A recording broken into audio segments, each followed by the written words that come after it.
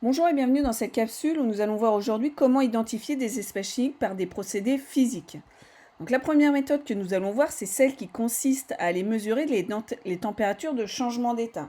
Donc vous savez, les différents éléments chimiques ont différents états. L'état gazeux, l'état liquide ou l'état solide. Et il est possible par des changements de température de passer d'un état à un autre.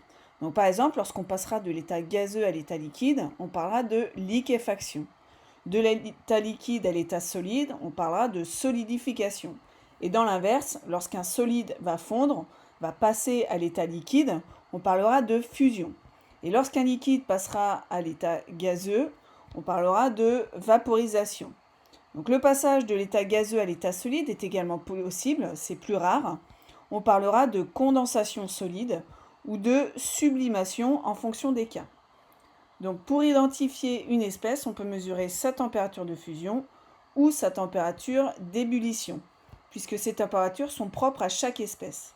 Donc vous avez dans le tableau ici différents exemples de température d'ébullition et de fusion. On remarquera en particulier les températures de fusion de l'eau. 0 degré pour le passage de l'état solide à l'état liquide et 100 degrés Celsius pour le passage de l'état liquide à l'état gazeux. Donc une petite précision concernant cette température de changement d'état, on va prendre un exemple.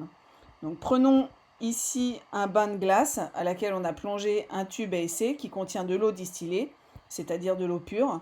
On prend un chronomètre et on peut s'apercevoir qu'au fil du temps, donc lorsque le temps va défiler, la température à l'intérieur du liquide va diminuer progressivement jusqu'à atteindre 0 degré, qui est la température de changement d'état de l'eau.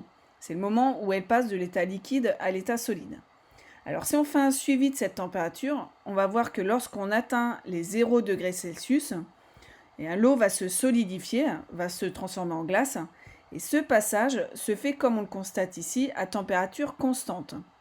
C'est une propriété qui est propre au corps pur.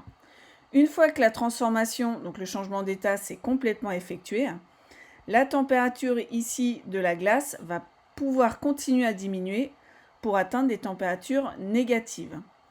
Alors on peut constater ici sur ce graphique que si je n'ai pas un corps pur, donc de l'eau distillée, mais par exemple de l'eau salée, c'est-à-dire un mélange, le palier qui se trouve ici est visible, mais ce n'est pas un palier parfaitement horizontal, il est légèrement incliné. Alors pourquoi ? Parce que la température de changement d'état d'un mélange n'est pas constante. On retiendra que la température de changement d'état d'un corps pur, elle, est constante. Donc une autre grandeur physique qui va nous permettre d'identifier une espèce, c'est sa masse volumique. Donc la masse volumique qu'on va noter par cette lettre grecque qui ressemble à un P mais qu'on note ρ et qu'on appelle ρ, eh bien cette masse volumique est calculée en faisant le rapport de la masse de cette espèce sur son volume.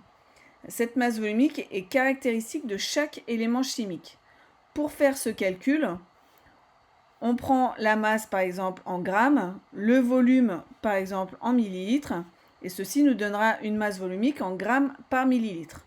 Alors attention, comme vous pouvez le constater dans le tableau qui se trouve ici, nous ne sommes pas obligés d'utiliser des grammes et des millilitres. On peut par exemple utiliser les kilogrammes et des litres ou des grammes et des centimètres cubes ou des kilogrammes et des mètres cubes en fonction des différentes situations, de différents cas dans lesquels on se trouve. Là, encore une fois, vous voyez qu'en fonction des exemples, on a des valeurs de masse volumique qui sont différentes. On retiendra une de ces masses volumiques, qui est la masse volumique de l'eau, et on constate que l'eau a une masse volumique de 1 kg par litre. Ou si vous préférez, vous avez peut-être déjà entendu que 1 litre d'eau pèse 1 kg. On peut aussi constater que la masse volumique de l'air ici est de 1 kg pour 1 mètre cube. C'est-à-dire qu'un cube de 1 mètre par 1 mètre par 1 mètre va peser seulement 1,2 kg pour de l'air. À cette notion de masse volumique, on associe souvent la densité. Alors la densité, ça va être le rapport de la masse volumique de l'espèce qu'on considère divisé par la masse volumique de l'eau. La densité se notera petit d. Ici, vous pouvez constater par exemple que pour l'eau, que la densité est de 1. Elle est de 0,78 pour du cyclohexane et de 13 pour du mercure. Et lorsqu'on va faire ce calcul, on va être très vigilant à une chose. Il faut qu'on prenne les deux masses volumiques, donc celle de l'espèce et celle de l'eau, dans la même unité. Ça, c'est très important. Et dans ce cas-là, eh bien, la densité, c'est une grandeur qui n'a pas d'unité. Donc la densité va aussi nous apporter une autre information pour les liquides non miscibles. Elle va nous permettre de savoir si une espèce surnage sur une autre. Donc on va prendre par exemple, prenons ici de l'huile en jaune et de l'eau. Si on mélange deux liquides, ces deux liquides ils sont non miscibles, on va avoir du coup deux phases.